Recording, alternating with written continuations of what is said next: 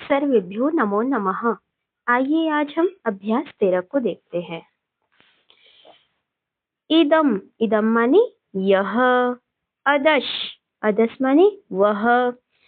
ये दोनों क्या है? सर्वनाम शब्द है। फिर आगे देखिए, अंकुरः, अंकुर, तिलः, तिल, माषः, उड़द, यवः, जव। देखिए ये शब्द ध्यान रखिएगा, यवः माने जव। और बीजम, बीज, दूरम, दूर, अंतिकम, समीपम, निकटम, पार्श्वम, सकाशम। इन 5 का अर्थ क्या है? समीप ही। मतलब ये पांचों शब्द जो है इनका अर्थ क्या है? समीप। विरम, विरम माने रुकना। प्रमद माने प्रमाद करना। निब्री माने हटना या हटाना, निब्री माने हटाना। प्रभु माने उत्पन्न होना या समर्थ होना। उद्भू निकलना। प्रति, प्रति उपसर्ग लगा, दाता मतलब देना, तो प्रति बदले में देना। जुगुप्स माने घृणा करना। जन धातु का अर्थ है उत्पन्न होना। नीली का अर्थ है छिपना। पृथक अलग। पटु, पटुतरह, पटु और पटुतरह।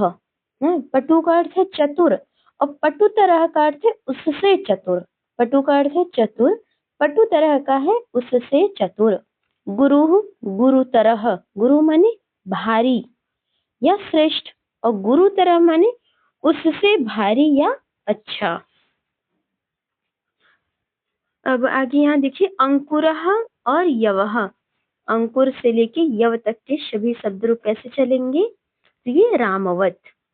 और बीज का, बीजम का कैसे? गृहवत। ये नपुंसक लिंग है। आज यहाँ व्याकरण कुछ देखते हैं। इदम आदर्श, इदम है पुल्लिंग का पंचमी विभक्ति और वृद्धि संधि।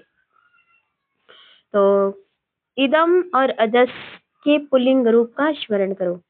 आप स्मरण करेंगे, इसे देख लेंगे। शब्द संख्या 37 और 38 में इसका दिया हुआ है। इसको अभी हम आगे थोड़ा चलते हैं। यहाँ पे विरम आदि धातुओं के लट के रूप में, मतलब लट लकार में ऐसे ही चलते हैं। विरमति, प्रमाद्यति, निवारयति, प्रभवति, उद्भवति, प्रत्यक्षति। तो ऐसा भवति वति इनके रूप चलेंगे। और सेवते वत इनका जुगुप्सते, जायते, निलीयते, ये सभी रूप चलेंगे सेवते वत। आगे देखिए, यहाँ पंचमी विभक्ति जुगुप्सा विराम प्रमादा अर्थानाम उपसंख्यानम। ये एक वार्तिक है, तो कह रहे हैं जुगुप्सते, विरमति, प्रमाद्यति के साथ कौन सी विभक्ति होती है? पंचमी। जैसे पापात जुगुप्सते और पापात विरमति, धर्मात प्रमाद्यति। वारणार्थानाम इप्सितः, वारण माने मतलब निवारण या हटाना, किसी चीज को हटाया जाए। देखिए यहाँ पर, जिस वस्तु से किसी को हटाया जाए, जिस वस्तु से, जिस वस्तु से किसी को हटाया जाए उसमें पंचमी विभक्ति होती है। जैसे यवेभ्यः पशुम वारयति, पशु को कहाँ से हटा रहे हैं? यव, मतलब जो जव का खेत है, धान, वहां पे जो जव है, तो उस यव के खेत से पशु को हटा रहे हैं। तो कहाँ से हटा रहे हैं? यवेभ्य, मतलब उस यव से, यव से हटा रहे हैं ना पशु, क्योंकि वह जव को नष्ट कर देगा, इसलिए पशु को उस यव से दूर कर रहे हैं। तो यव से दूर कर रहे हैं, इस कारण से यव में पंचमी लग गई। और पुत्र, पुत्रम पापात वारयति, पुत्र जो है पाप में लगा है, तो उसको पाप से हटा रहे हैं, दूर कर रहे हैं। तो पापात वारयति या निवारयति। जायते, उद्भवति, प्रभवति, उदगच्छति, इन चारों का उत्पन्न होना या निकलना अर्थ होता है। जैसे निलीयते, प्रत्यक्षति के साथ पंचमी विभक्ति। प्रजापते लोकः जायते, प्रजापते लोकः जायते, यह लोक किससे उत्पन्न होता है? प्रजापति से। तो उत्पन्न हुआ है। उद्भवति, जायते उत्पन्न हुआ है, तो प्रजापते। हिमालयात गंगा प्रभवती, गंगा जी कहाँ से निकले? हिमालय से, इसमें पंचमी लग गई। या हिमालयात गंगा उद्भवती या प्रभवती। निपात चोरः निलीयते, तिलेभ्यः मासान् प्रदीयच्छति। तो आपको देखना है इन सारे शब्दों के साथ पंचमी विभक्ति लगती है। पंचमी विभक्ति तुलना में जिससे तुलना की जाती है उसमें पंचमी होती है। समझिए, तुलना दो व्यक्तियों में हमेशा की जाएगी, तो जिससे तुलना की जाएगी उसमें पंचमी विभक्ति होती है। जैसे रामात् कृष्णः पटुतरः, कह रहे हैं कि रामात् कृष्णः पटुतरः, जिससे तुलना की जा रही है। देखिए, कह रहे हैं कि राम कृष्ण से, यहाँ पे तुलना जिससे, तो रामात् कृष्ण पटुतर, राम से कृष्ण पटुतर है, मतलब चालाक है, होशियार है। तो राम से, तो इस कारण से राम में पंचमी लग गई। धनात् ज्ञानम गुरुतरः, धन से ज्ञान भारी है, श्रेष्ठ है, बड़ा है, ये तो सत्य है, ज्ञान अधिक श्रेष्ठ है। तो किससे श्रेष्ठ है? धन से, धन से श्रेष्ठ है, इस कारण से धन में पंचमी लग गई, बन गया धनात्, धनात् ज्ञानम गुरुतरम। फिर आगे देखिए एक वार्तिक है, पृथक बिना नानाभि श्रुतियां अन्यतरश्याम। इन शब्दों के साथ देखिए, पृथक बिना के साथ कौन सी विभक्ति होती है? पंचमी, द्वितीया, तृतीया। ये खूब एग्जाम में पूछे जाते हैं। हाँ, द्वितीया, तृतीया, पंचमी, ये विभक्तियां पृथक के साथ भी द्वितीय, तृतीया, पंचमी, अबिना के साथ भी द्वितीय, तृतीया, पंचमी लगती है। जैसे देखिए, रामात् रामेण रामम, रामात् पंचमी, रामेण तृतीया, रामम द्वितीया। पृथक, रामात् बिना, रामेण बिना, रामम बिना, रामात् पृथक, रामेण पृथक, रामम पृथक। इस प्रकार से हो जाएगा। ये सब आपके याद करने के हैं, याद कर लेंगे तो एग्जाम में ऐसे प्रश्न, यहाँ तो जब हम एक साथ देखते हैं पंचमी का तो आसान लगता है, परंतु जब एग्जाम में आता है तो वहाँ थोड़ा सा कठिन हो जाता है, इसे बार बार पढ़ना चाहिए। दूरांत कार्थेभ्यो द्वितीयान्यतरश्याम, ये संभवतः सूत्र ऐसा ही है। यहाँ दूर और निकटवाची शब्दों में पंचमी, द्वितीया और तृतीया तीनों होती हैं, तीनों विभक्तियां होती हैं। जैसे ग्रामस्य दूरात दूरेण दूरम, ग्राम से क्या? दूरात पंचमी, फिर दूरेण तृतीया और दूरम द्वितीया। फिर यहाँ पे देख लीजिए, वृद्धि रादैच, एक सूत्र है, वृद्धि किसे किसे कहते हैं? तो वृद्धि आ, ऐ, औ, इन तीनों की संज्ञा को क्या कहते हैं? इन तीनों को कहते हैं वृद्धि, ये वृद्धि संज्ञा। अब वृद्धि रेची करने वाला सूत्र भी है। देखिए, वृद्धि कहाँ कहाँ होती है? जब अ या आ के बाद ए आए तो उस, ए या ऐ आए तो उसको ऐ हो जाता है, वृद्धि होगी।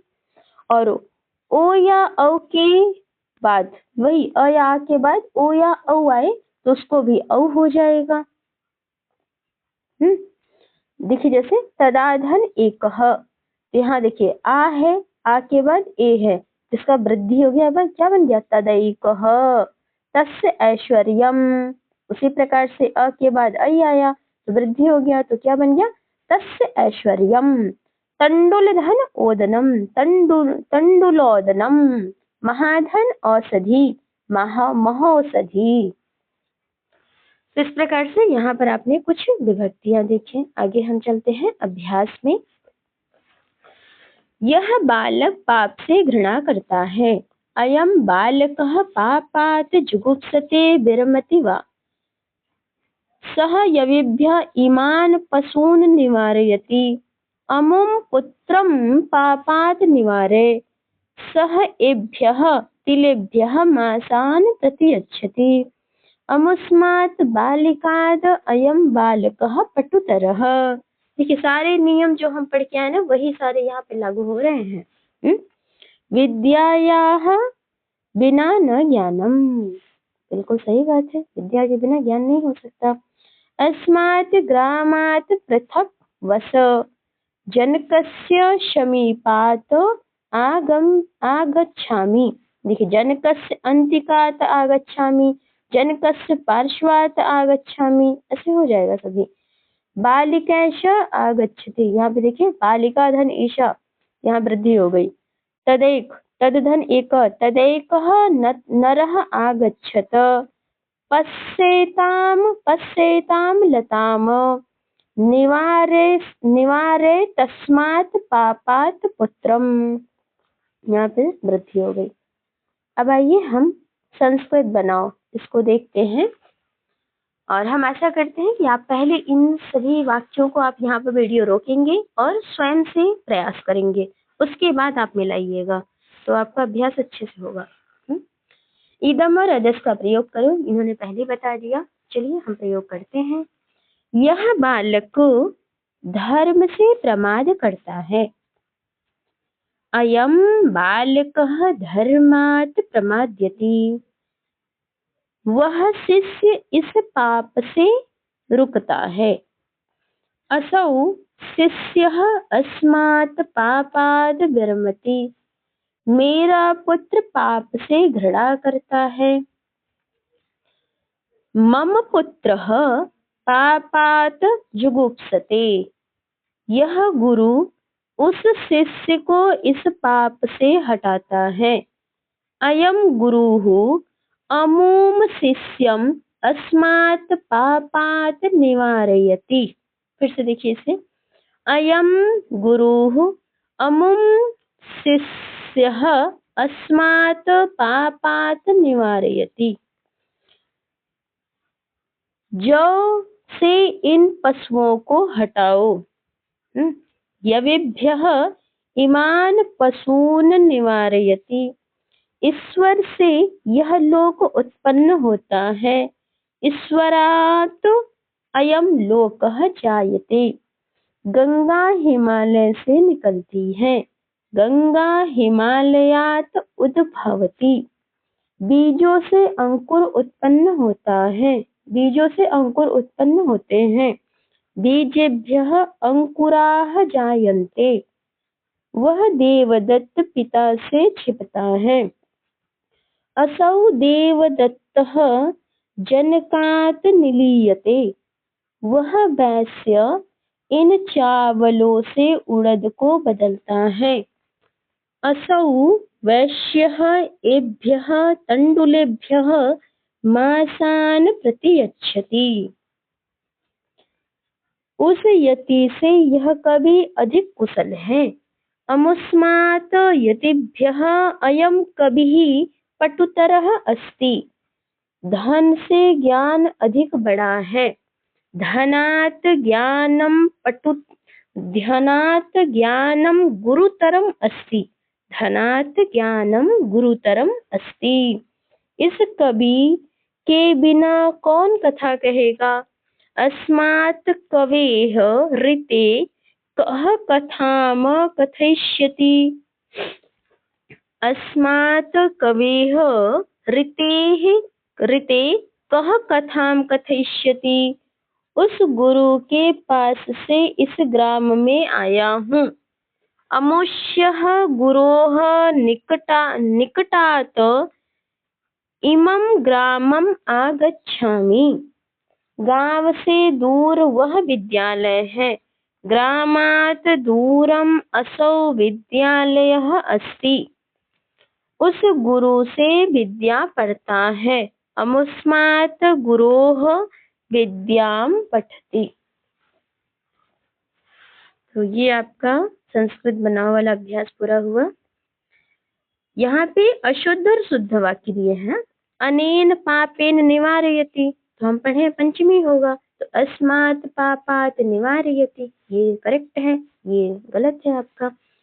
एभि तण्डुलै प्रतियच्छति, नहीं, एभ्यः तण्डुलेभ्यः प्रतियच्छति। धनेन ज्ञानम गुरुतरः, नहीं, धनात् ज्ञानम गुरुतरम।